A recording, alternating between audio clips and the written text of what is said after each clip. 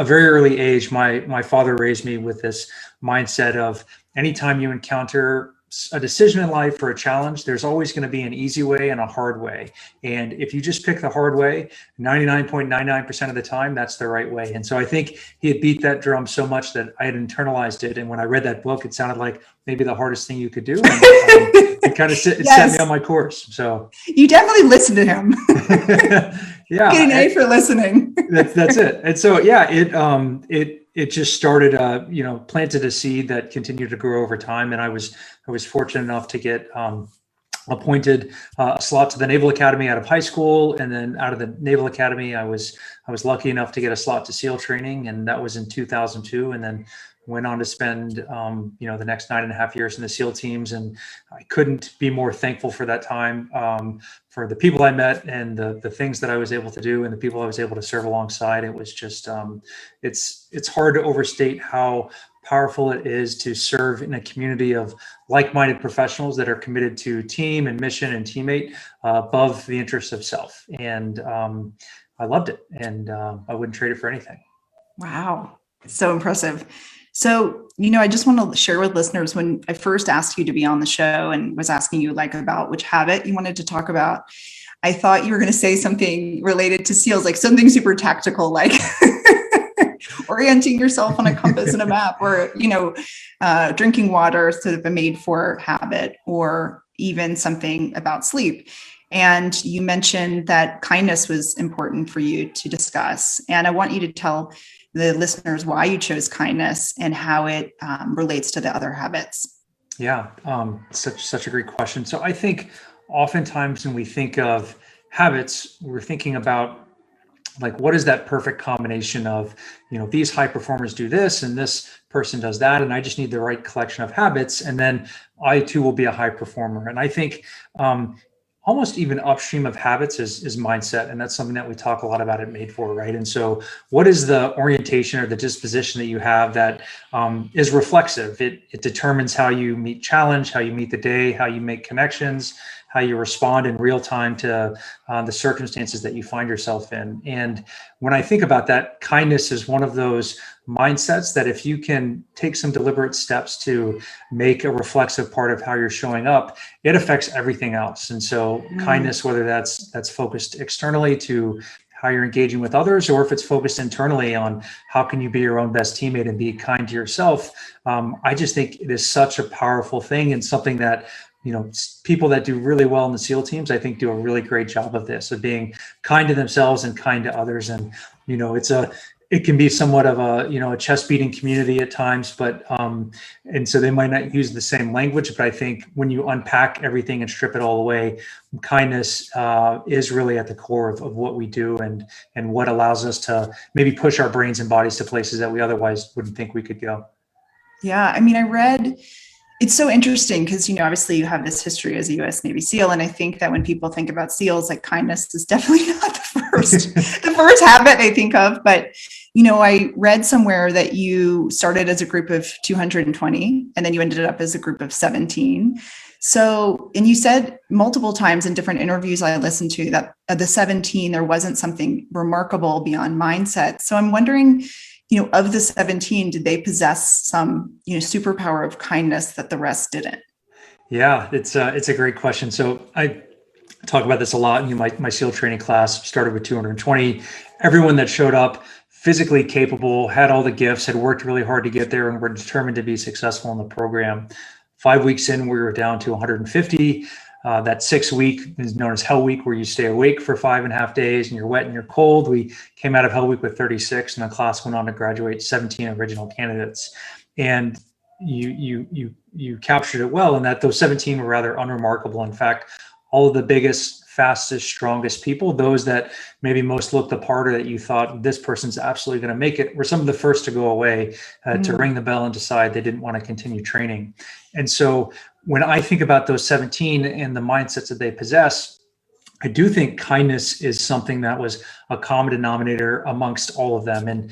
And you might say to yourself, oh, that sounds really strange. And even I've heard there's probably some team guys listening. They're like, come on, dude, kindness, really? But what I think, it really amounts to is that when you find yourself in a really, really challenging circumstance and you are stressed, you're tired, you're cold, you're whatever the stress is for you. For me personally, I've got 2-year-old twins right now. I've got a 5-month-old boy. Every day I look for the bell. I can't find it. There's nowhere to go. There's no life bell. There should be. There should, and so, but what happens is when you find yourself in that situation, you can respond one of two ways. One way is to go inside and to ruminate and to fixate on the stressors you're experiencing and to feel smaller and closed off and shut down. The other way to think about it is like, how can I be in service to those that are around me? How can I respond in a kind way? How can I look at a teammate and say, hey, are you doing okay? Is there anything I can do for you? Or how can you get out of your own head to project and cultivate kindness in the environment around you? And if you do that, what you find is there's this technical term called emotional contagion, that you start feeling the reverberating effects of that someone can catch a good mood, and you may be running with a boat on your head and 5 people around you and everyone's really down and suffering and it's painful. And then you make a joke to someone, or you have an orientation to say, like, how can I lift this person up? Like,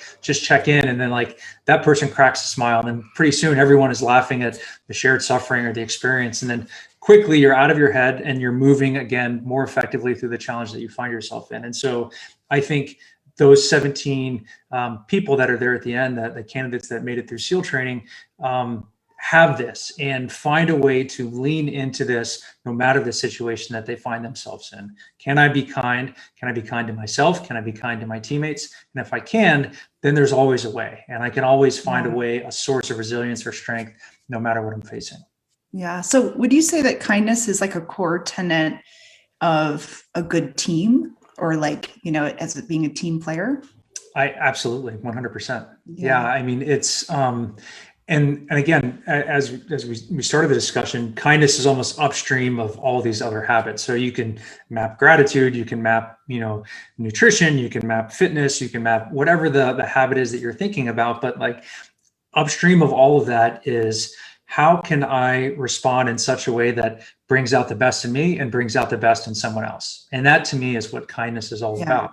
And knowing that this isn't something that is, it's not a disingenuous act. It's not something that is soft, but this is really a source of resilience and strength, and can help improve performance both in the short run and the long run, and make life easier and more enjoyable. So. Yeah. I think also, and I'm making a huge assumption here, but, I think that in our culture, there's like this, stereotype that kindness is reserved is like a more feminine trait. It's not a masculine trait. And again, that's an assumption, but as a gross stereotype, I think that kindness can get a bad rap in that way. So what would you say to like the masculine guys that are trying to adopt a more kind part of their life?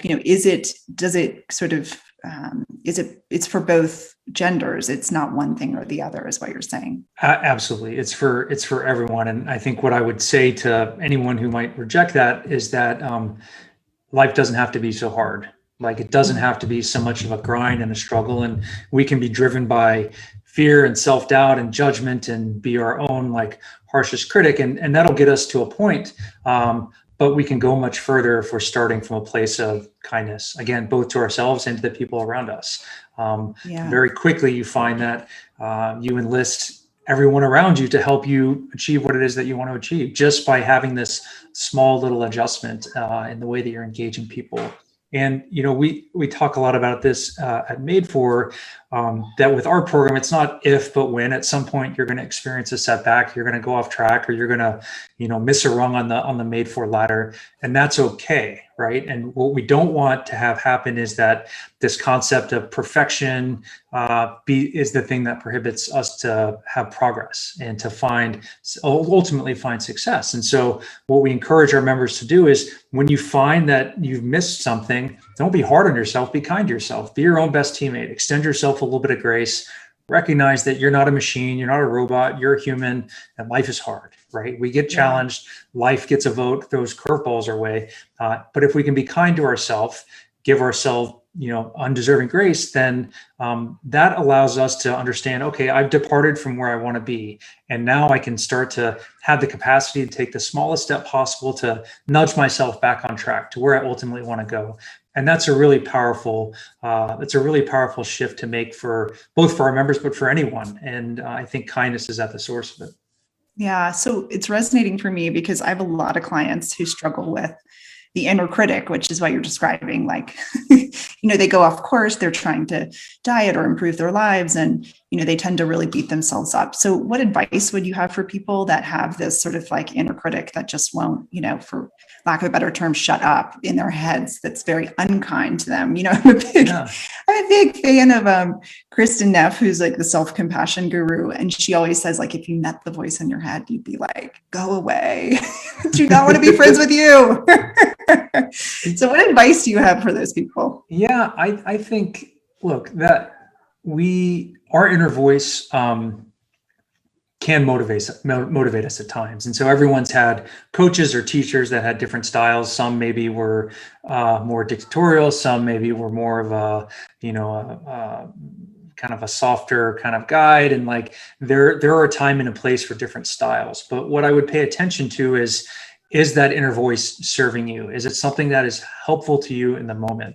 Is it helping you think about the bigger thing that you care about? Like, I ultimately want to be in a place where I'm really close with my family. And is that voice telling you like, hey, this thing that I'm doing right now is not bringing me close to that? So is it helping you be more intentional and aware of the bigger things that drive you and the things that matter most to you?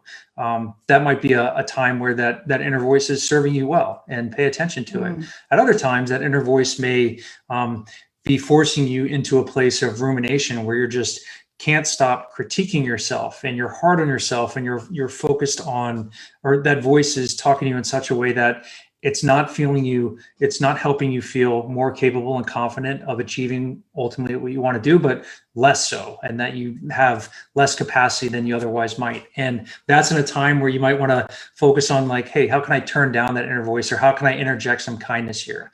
The good thing is, and I think the thing that is most powerful, and again, something we talk about at MadeFor, is that you have a lot more control than you think that you do, right? Whether it's over your behaviors, it's over the habits that you're forming, it's over the mindsets you're cultivating, but you can take the reins back and you can inject a small action, you can inject a small comment, you can start to nudge that inner voice back into a place that's helpful and in service to you. And so that's what I would that's where I would pay my attention, or direct my attention, is not demonizing or vilifying this inner voice, but just saying like, hey, is it helping me or hurting me? Where do I want to go? Right. And is this helping me or hurting me get there? And if it's not helpful, then figure out a way to steer it to a place that is helpful. And kindness can be a great place to start with that.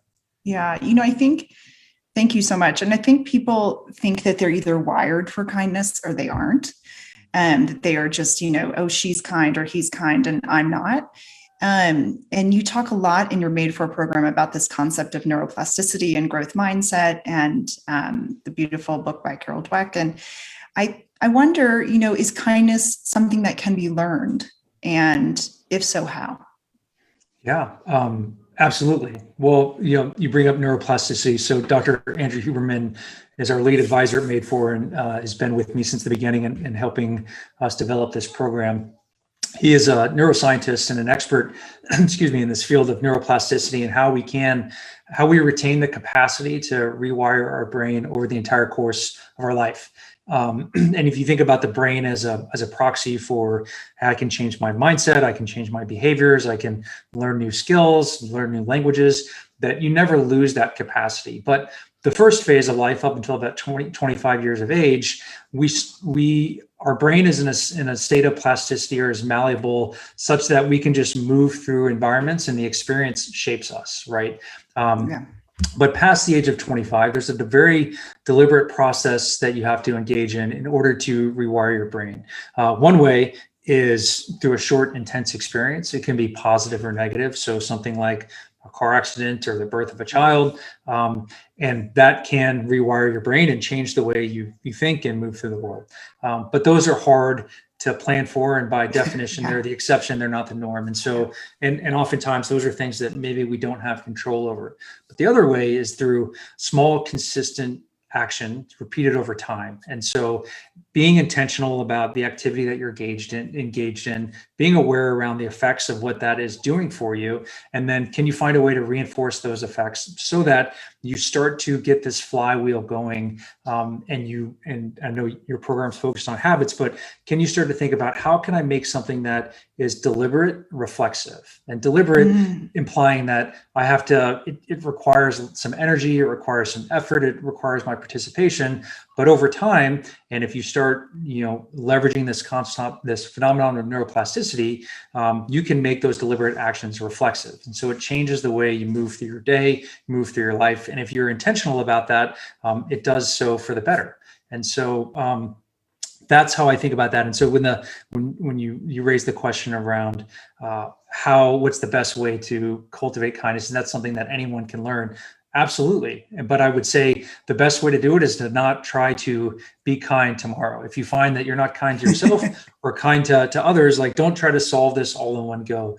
What's the smallest step that you can take and allow that to be the thing that leads to the next step and the next step, thinking about this idea of neuroplasticity and that like, hey, this friction that I'm feeling or the challenges that I'm experiencing in trying to cultivate a more kind disposition, that's a sign of what it means to progress, what it feels like to get more kind, to get better, to move closer to our goal.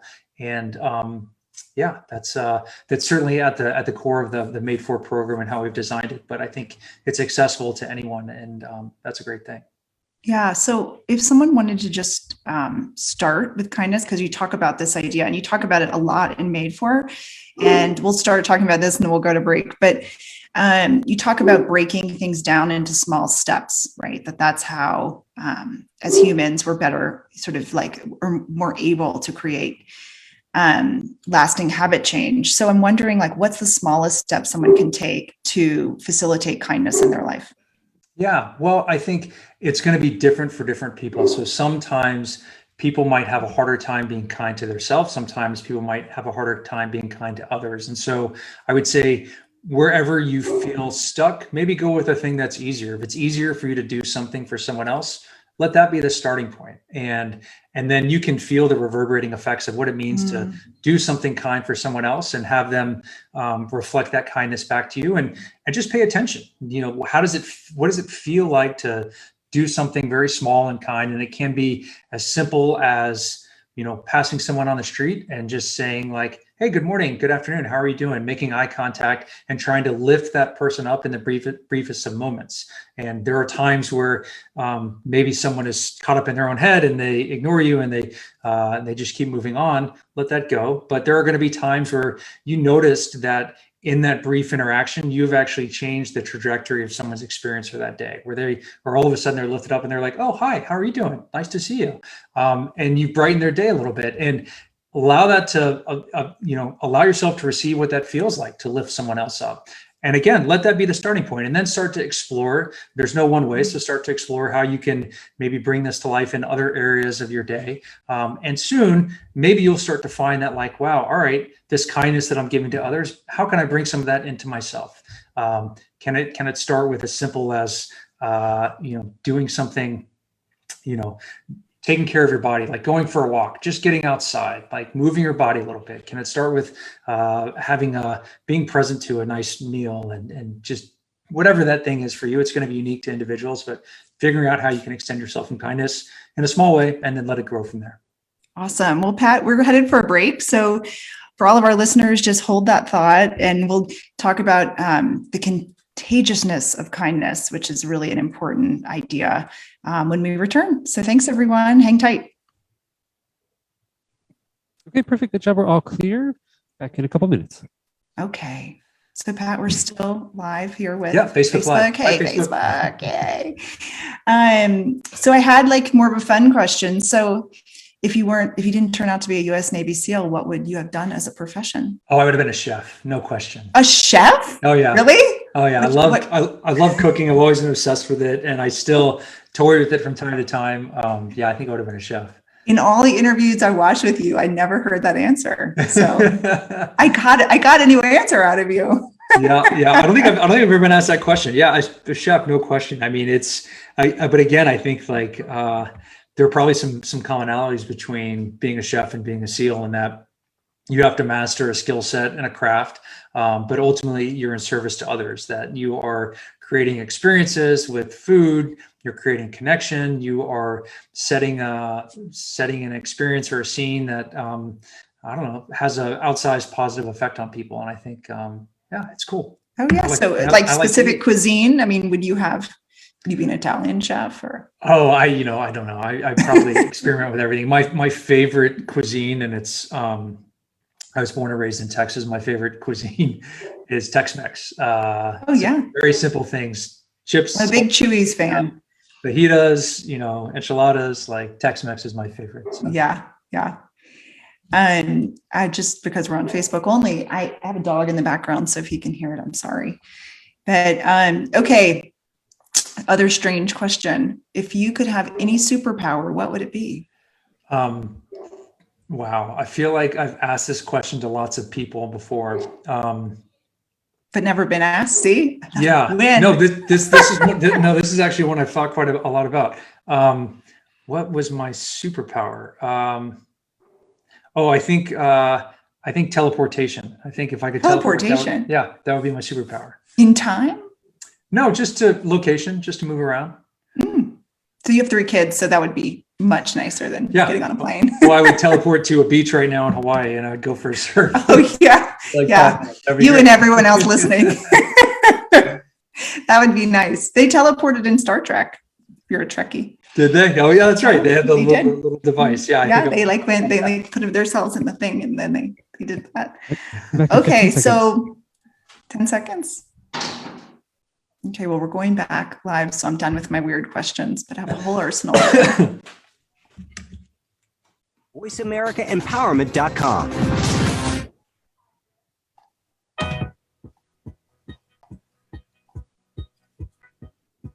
You are listening to Habits for Happiness. To reach the show today, call in to 1-888-346-9141. That's 1-888-346-9141. Now, back to our program. Here again is Lady Fuller. And we're back. Thanks, everyone, for hanging in there during the break. We're here with Pat Dossett, the amazing and inspirational CEO of MadeFor, the groundbreaking habit change program. So we were talking about, when we put a pin in it, this idea of kindness. And I'm really curious, sort of, if you could tell us, sort of, is kindness contagious? And your thoughts on that? 100%. And I think, it's not unique to kindness. I think all emotions are contagious. And so there's this, I mentioned it earlier, but emotional contagion, this idea that you can catch another person's mood. And so I think it just underscores the point of what's the mood that you want others to catch, and what mood do you want to catch from others. And so you can start to be a little bit deliberate about this, but kindness breeds kindness, generosity breeds generosity, gratitude breeds gratitude. And so what's cool about it is that it's not one directional. This is a bi-directional thing. There are feedback loops. And so when you're kind to someone else, they're probably going to reciprocate that kindness. And in doing so, it's going to give you greater capacity. It's going to help build your resilience so that the next time you feel challenged or you find yourself having to navigate something difficult, you've got a little bit more to give to that situation. And the effects of that over time, it can be pretty transformational. So, yeah. So, one of the things, just sort of like switching gears here for a second, is in the workplace, so a lot of people that are listening obviously work in workforces, and how is kindness, tell us a little bit about your thoughts on kindness in leadership, and also kindness in the workplace as sort of a secondary piece of that. Yeah, well, I've had the good fortune of serving under a number of amazing leaders, both in the military and outside of the military. And I think that my favorite leaders and the most effective leaders that I've seen have always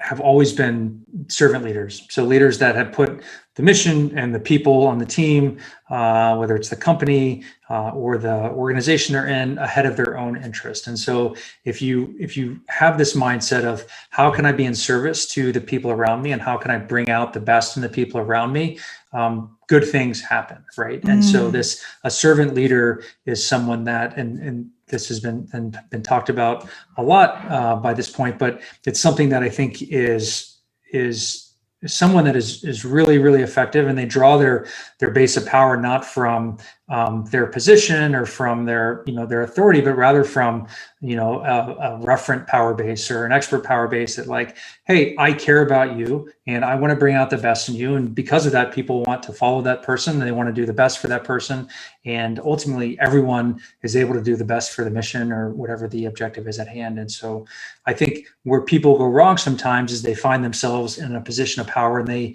have the presumption that, like, well, now that I'm in a leadership position, I have to know everything, and people are expecting me to have all the answers and to tell them exactly what to do and to give them the right, the right answer at all times. And that's just not true, right? I'm never in a room where I'm the smartest person, nor is anyone else. The collective wisdom of everyone around you that's the real job of a leader, is how can you harness that, leverage that, and bring that out to maximum effect. And if you're kind, then that puts you in a place of, you're more likely to be, I think, a servant leader and to take steps accordingly. And I think ultimately it makes everyone more effective. Yeah. So, in the workplace, it just dawns on me that, people that want to get promotions, it's sort of like, the way that the US can be is that we're sort of a dog eat dog world. And, you have to be really uber competitive. So I'm wondering, what is the relationship between competition and kindness? Well, I think, look, there are some work environments are better than others. And so I think it all goes back to what's the time horizon that you're looking to achieve your maximum effect. And so if you're an organization that is focused on quarterly returns and you don't care about your people, and you want to foster an environment of extreme competition and pressure, then you're probably going to get some performance in the short run out of people. But that performance is going to come at a cost. Eventually, you're going to break your people. You're going to create a culture that's toxic, where people don't work together. They work independent of one another, and they work against one another. And ultimately, in doing so, they're working against the long-term interests of the company. And so I think it's incumbent upon the leadership to make sure that you're setting the conditions and the incentives right, so that you're creating a culture of collaboration and of service, not only for individuals, but across the organization writ large. And if you do so, then that time horizon performance extends much longer. Now you start to retain people that care about what you're doing, care about the company, care about each other, are invested in the long-term effects and maximizing long-term returns for the company, which I think is obviously what everyone ultimately wants. But you have to be able to have the discipline to pull yourself out of this short-term goal of, like, hey, we have to drive towards a short-term performance, so that you can start to have the long-term, real meaningful impact and performance that drives the greatest returns. Yeah. I wonder if you could give us sort of like a colorful story about your time as a Navy SEAL, where kindness, was super helpful in the team and or in your life. Yeah, let me think about that. That's a great question. I had the, I don't know if it's a misfortune or the good fortune. I spent a couple of years on a SEAL delivery vehicle team. And so for those that don't know what a SEAL delivery vehicle is, it is basically a mini submarine that we use to conduct operations. And so this mini submarine is what's known as a wet submersible. So you'll have a pilot and a navigator that sit up in the front of the boat. We call it a boat. And we have 4 people that sit in the back of the boat. And this whole thing is probably, the length of a living room, something like that.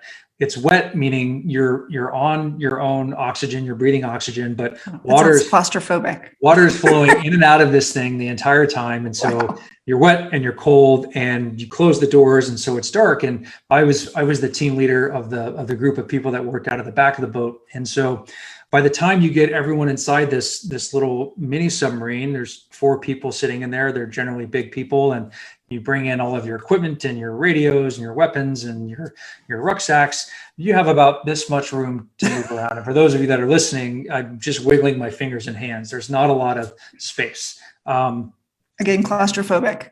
Yeah. So and I'm a bigger guy. I get I sometimes get claustrophobic, but more importantly, I get seasick. I'm not someone that does well in moving vehicles, but this mini submarine will launch off the back of a big submarine, and you'll be in there for, the first hour is okay. You kind of get a little chilly and you start to cramp up a little bit, but the benefit of being in the water and wearing a wetsuit is that you get to go to the bathroom and it warms you up for a little bit, but eventually you run out of water and that stops working. And a couple hours later you start getting really cold, but because we drive these mini submarines at 10 to 15 feet of water, you're still susceptible to the open ocean swells. And so you're still rocking and moving, but you don't have the benefit of a horizon to look at.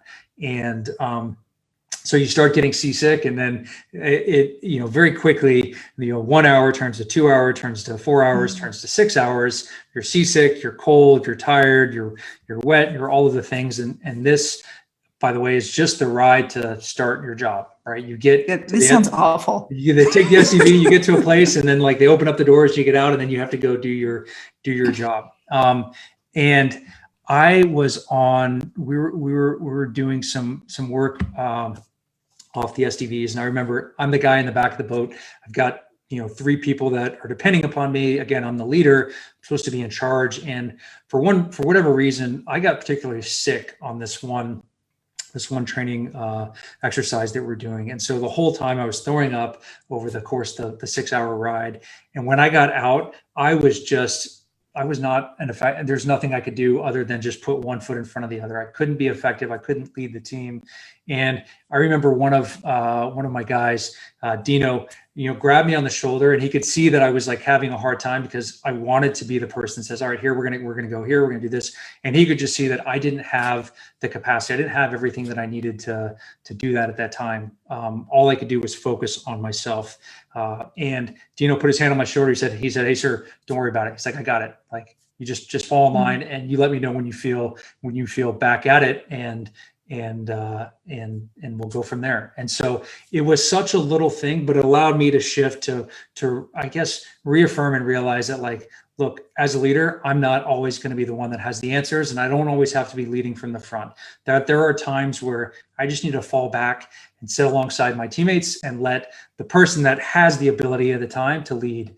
And it was a moment of kindness, but it stayed with me. And after a couple hours, I was able to regain my composure, have some water, and then we carried on with what we were doing. But yeah, it's a small vignette, but again, I think it's one that's important and kind of can resonate for people. Such a great story. Thanks for sharing.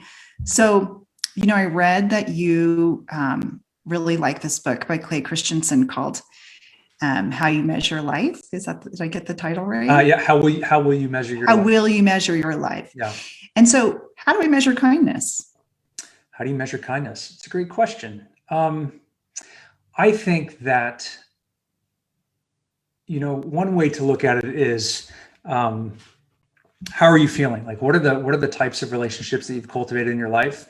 Do you feel like the people that surround you are bringing out the best in you? And do you feel like you're bringing out the best in yourself? And so I think there's a level of subjectivity here. This isn't a device that we can wear that's going to give us our kindness score and tell us how we're performing, but rather that you have to be attuned to how are you feeling, and are the people that you're surrounding yourself with bringing out the best in you? If they are, and you're feeling really good, then the chances are, kindness is, it plays a role in that, and you're doing good. Now, the great thing about kindness or gratitude or whatever the area of focus is that you want is that you can always do more of it. And the more you do it, these things are they're circuits, they're like muscles, they get bigger and you grow your capacity over time. And so, you're never going to have too much kindness, I would say, but there's some subjectivity to how you're feeling. And on the flip side, if you're feeling like, man, I don't like the people around me, or they're constantly bringing me down, or I feel like I'm not my own best teammate, I'm constantly bringing myself down, then that should be a sign to you that all right, where are the opportunities where I could extend kindness to others or to myself, and then see where that goes. And, my experience would tell me that that's going to serve you well and make you feel more confident, capable, and lead to a better place. Yeah, definitely, for certain. So I think what this is like a much broader question, but I wouldn't say that kindness, and we can debate about this probably till the cows come home, but that kindness is like the default in our society. It doesn't seem to be, right? So I want to just like pick your brain. What do you think holds us back from being kind? Like, what, as a society, as a culture, what holds us back from that? Yeah, man, that's a big question. It's What? one that I'm sure we could debate forever. That's a whole nother episode, but it's so interesting. Like, if we can tackle like the obstacle or what we perceive as the obstacle, then we can unleash this sort of like, as you described, like this bucket that never empties of this ability to be kind. Yeah, I think I, I've talked about this before, but I think this idea of inertia versus momentum has a role to play. And so, inertia is us getting carried through our life. It's our day. Mhm. It's us just getting pulled through, whether it's work demands or, personal demands, or just going through the routine and having everything just happen to us, right? Like Mm. that, we don't have agency or control over what we're experiencing. That's what inertia feels like. On the other hand, momentum is where you're taking deliberate, intentional steps or getting into action in small ways that build on one another over time, so that you have the agency and the control, and it's putting you in the driver's seat to move closer to the things that you care about and to create the type of world that you want to live in. And so I think maybe that at times that this idea of inertia has a role to play. We find ourselves, we're overworked, we're tired, we're stressed. We have all of these commitments, these demands placed upon us, and we are just, and you can see it in your mind, people walking through the street, like I'm racing from one thing to the other. I'm not present and attuned to what's going on around me. I'm not present or aware even of the opportunities where I might be able to extend some kindness to someone else and lift them up, because I'm so stuck in my head and in responding to the inertia that I find myself in. And so I think where we can just induce a little bit more of awareness and this idea of momentum, and help people understand that they have more control than they think that they do, and that if you can exert control even in the smallest of ways, that over time that is going to help serve to build your momentum, and you can guide momentum in whatever direction you want, to whatever effect you want. So that's how I think about it. It's something certainly that we work very closely with at MadeFor, and this concept, and helping people establish positive momentum in their lives.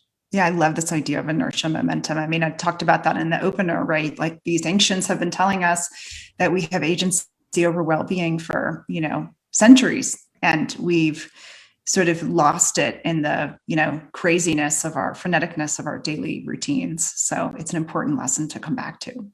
So on that note, I'm going to zoom out just like one more concentric circle, and then we can talk about MadeFor, because it's so exciting. And as I mentioned, I am a graduate of MadeFor. It was pivotal in my life. So thank you so much for putting this program together. And I guess what we just want to ask, if you could tell us, why it was important to go from being a US Navy SEAL. You obviously were at Google, and there was some other things going on, but then what made you start a self-development program focused primarily, what I'm interested in is, and I think people are interested in, is habit change. Like, why habit change, as you're sort of in your hero's journey, as your give back? Yeah, great question. Well, I think it starts, I think, it comes out of the experiences that I've been fortunate to have in my life. One of the things that I don't care how long you're in the military for, or you're in a service organization for, if you're in it long enough, at some point in time, service becomes part of the fabric of who you are.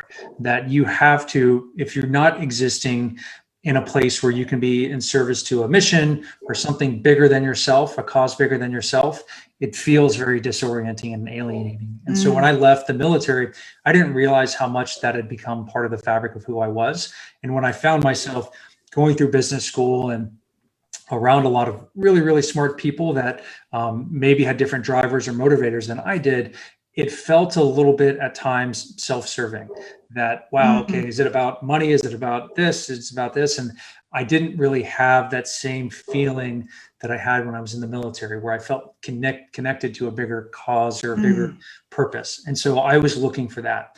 I was fortunate enough to, while I was going through graduate school, to be introduced to the field of positive psychology by a woman named Dr. Angela Duckworth. And a lot of what they spoke of in that course was this idea that we all have the capacity to grow the good inside us, that if we can take small steps to cultivate, whether it's habits, mindsets, behaviors, that we have this capacity to cultivate those things in a way that's in line with the way that our brains and body are designed. So we can grow what's good in our lives. We don't have to focus on avoidance and minimizing downside risk or stopping bad behaviors, but instead we can focus on what are the small things that we can do that help us be better and grow what's good inside us. And that resonated for me because it mapped very well to what I was seeing in those 17 original students in the SEAL teams leverage. And I was excited about serving that mission. I didn't know what form it was going to take until a few years later. I was with my co-founder, Blake McCoskey, and we started talking about this idea of, wouldn't it be cool if we could help others recognize the good they have inside themselves? And if we could help individuals show up better for themselves in their own lives, and the compounding effects of that are that they're going to make everyone else around them better too. And that seemed to be a worthy mission to serve, and why I started working on MadeFor. Yeah. So tell listeners, thank you so much. This idea of positive contagion is like contagious, to say that, pun intended, but I love it. And I'd love for you to be able to share with listeners how they can sign up for MadeFor, a little bit more about what MadeFor is, the different types of programs. I know you guys are launching a new program also, and where they can find more information. Yeah. Well, thank you for the opportunity to talk about MadeFor. And I'm glad we have a couple minutes, because it's always difficult to put MadeFor into a pithy one-liner. So I'm glad I have the floor is yours. A little bit of time to talk. I think, the best place to start when talking about MadeFor is that there is no one way. There's no one morning routine, one evening routine, one set of habits that will help everyone be better. We all have unique circumstances, unique challenges that we're facing. We all have unique values and unique visions for the future. And instead of focused on quick fixes, and instead of focusing on fads and focusing on things that work for other people, MadeFor helps guide an individual through a series of small steps that allows them to discover what works best for them. We do that over the course of 10 months. We visit a variety of areas of focus, things that are foundational, like hydration and gratitude, movement, rest, nature, connection, nutrition. But we visit these foundational areas maybe through a bit of a different lens. We explore the science and what does the science say about the benefits of a given practice, and then we help package that science in a form of a story that excites you to get you into action. And we pair the science with behavioral science challenges that have been designed around this 21-day model. So what is the smallest thing we can get you to do each day for a period of 21 days? And these aren't things that are really challenging. In fact, most of them integrate with your normal daily routine, but small ways that you can direct your attention and effort so that you start to establish more control, more agency, and then feel the effects of your effort, that they help bring out the best in the way that your brain and body are designed. We deliver this whole program. I built it again alongside Dr. Andrew Huberman and John Rady and Ruth Benka and Sam Rattar, people that are just brilliant minds in these scientific disciplines, whether from the National Institute of Mental Health or Stanford or Harvard, or they come from a wide variety of fields. But we worked with them to put this program together to make sure that what we were delivering, every small step that we delivered, was going to have a positive effect on an individual. But they were all going to be mapped back to this idea of what is the best way to change the brain at any stage of life, right? And again, the brain as a proxy for your mindsets, for your behaviors. When you feel maybe you're in a place that I've tried to do this or I've tried to get that and I wasn't successful and I'm never going to be successful and I just can't seem to get to where I want to be. MadeFor is the perfect solution for you because we make it easy, accessible, interesting, and there's no fluff at MadeFor. It's all backed in science, and it's all beneficial. Now, what we hear from members is that at the end of the program, they don't have a list of 10 things they have to do every day to be happy or well, but rather that they reflexively are moving through their day differently, that they are showing up better for themselves and for those they care most about in their lives. And that is a really amazing place to be. We have mentioned that it's all analog too. I thought that was the coolest part of the program for me. Yeah. So it's great point. Thank you for raising that. And so MadeFor, I think is the world's leading habit change program for offline change. So we have all of these touch points for our members in terms of two-way texting, coaching support, and video calls. And we're launching a digital portal next week where our members connect with one another and connect with our team and get supported. And we have all of these things, but they're all designed to compel you to get into action offline, to close your devices and to connect with your capacity to create change and benefits in your life. So this idea that, and I say this a lot, look, if you have to wear a device, look at a screen or an app or wear some wearable or tracker and look at some external score to tell you how you're feeling or how you're performing, you've missed a critical first step. And that first step really is, can you be attuned to the signals and cues your body is sending you and how best you can respond to them to bring out the best in you? And that's what MadeFor is working on. We help people develop greater growth mindset. We help people develop greater self-compassion and recognition of how they can control these small things to great effect. But I think through all of it, we're helping people discover how best to show up for themselves. And we're doing it using science and story and a really powerful growth-oriented community. And it's been a ton of fun and it's exciting. And so we're next week, we are, if this is of interest to anyone, I recommend going to our website, www.getmadefor.com, to check us out. Next week, we'll be unveiling a new website, but you can sign up now for our wait list and we'll notify you when that comes up. We've got some new programs that are coming out. And for those that are on our wait list, you'll be getting some unique opportunities to get some big discounts early on. So we'd love to welcome you to our community. It's been an exciting place and it's been fun. We've been working on it for 4 years now. We've served almost 10,000 members and they're from 17 to 82, every single demographic, every state, some countries outside the US. And it's been exciting. And I think that the funnest part for the team and myself and for Andrew is seeing individuals turn the light on inside themselves, that all of a sudden they're like more capable, more confident, more connected, and growing closer to the things that matter most to them. And it's been a fun mission to serve. Wow, turning other people's lights on. What an honor and an amazing part of your journey. So thank you, Pat, so much today for sharing with us. It's been an amazing conversation. And I want to just remind everyone that the road to happiness is paved with healthy habits and especially kindness. So please listen next week for another riveting conversation on a powerful habit that can change your life. Thanks everyone for listening today. Thank you, lady.